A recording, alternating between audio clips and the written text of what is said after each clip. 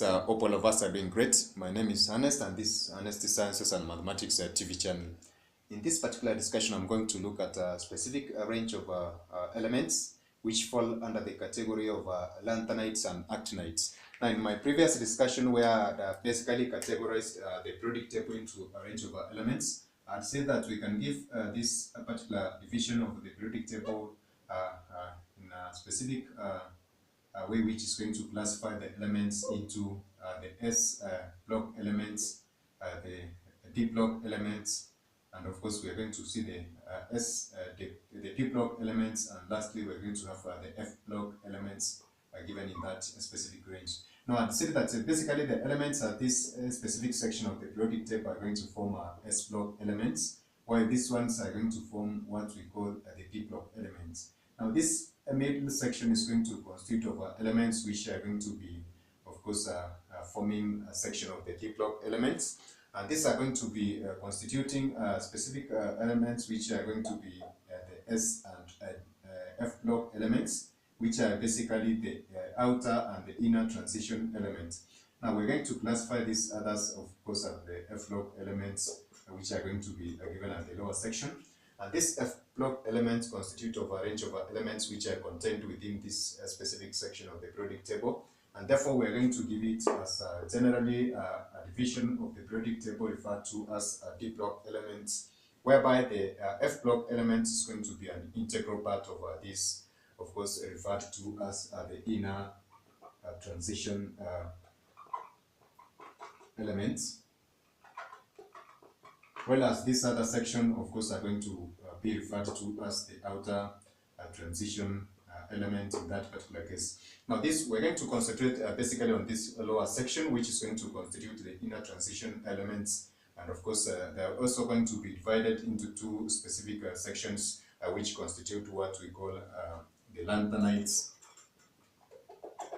and actinides series, which are going to be the 4F and 5F, which are they're going to constitute the F block elements given that specific order. So I've said that generally the two are going to constitute the transition elements, whereby this D block is going to be the outer transition element, and F going to be the inner transition element. Now they display a range of characteristics which we are going to look at. And of course, I'm going to start with the concept of these lanthanides and try to see what are some of their general characteristics being displayed across that particular series. So we're going to look at the lanthanides. And for lanthanides, as we said, they are inner transition elements, which are basically going to be metals. One of the main characteristics is that they're going to contain, of course, display an aspect of reactivity, which is going to be the reactivity that is relatively between the alkaline earth metals and of course what we refer to as the transition metals. Now in this case, I've mentioned that these are going to be inner transition metals, and of course which are going to be contained between the outer transition metals and the alkaline earth metals given as such. Now their reactivity is going to be reactivity that's going to be relatively between the two specific larger families which I've mentioned. And of course we're going to see that they're also going to display high melting points and boiling points in that specific respect. And of course we're going to see that one of the characteristics of this specific category or series of metals of lanthanide is that they are rare earth metals, or sometimes referred to as rare earth metals. And this is basically because this specific range of metals are rare in terms of their distribution as compared to other types of elements. And one of the applications that we're going to come across of this specific range of metals is that they are going to be used especially in our day-to-day life in TV screens, as of course what we refer to as phosphors, and these are going to be fluorescent materials which are going to be used, of course, in electronics. So in this case, we're going to see them being used in TV screens as phosphors, and of course they're going to be also used in light bulbs, course, for the same purpose which I've mentioned. So we're going to look at other characteristics and, of course, some of the deeper details of these particular elements whenever we're going to talk about this particular chemical and physical characteristics of this specific section, which we refer to as lanthanides. So next we're going to look at another set of course, the F block, which are referred to as Actinides series given as such. And these are going to constitute the 5F block, which I've of course illustrated from my previous statement. Now in this case, these are going to have what we call high densities. So whenever we're going to talk about high densities, these are going to be relative to the previous sections of the periodic table, which we have talked, of course, for the alkaline and alkaline earth metals. Now in this case, of course, most of these elements are going to be radioactive,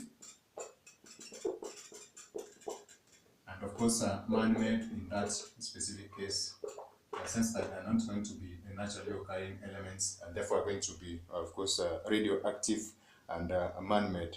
Now, of course, we're going to see that, as I have mentioned for the lanthanides, their melting points are going to be relatively higher compared to the alkaline earth metals.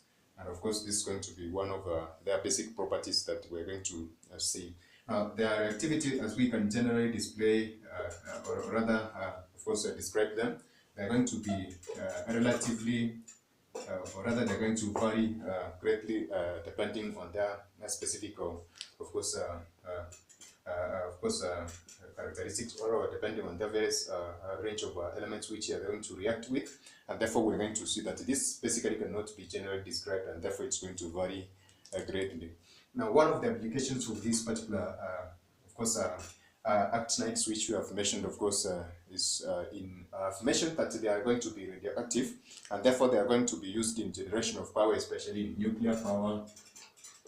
So they are going to be used in nuclear power plants, and sometimes they are going to be used as weapons, or in manufacture of some of the weapons, and then they are going to be used, especially in the medical field, in radiotherapy,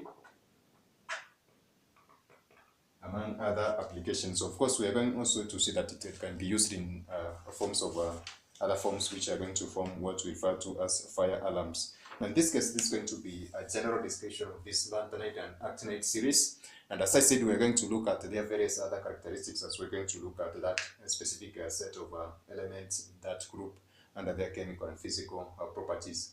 Now, in this case, I'd like to request our members to kindly check our description boxes for various links of other videos, and they're going to complement on this basic discussion we're going to have on major families across the periodic table. So that is it for now, guys. By God bless you. Catch us in our next video.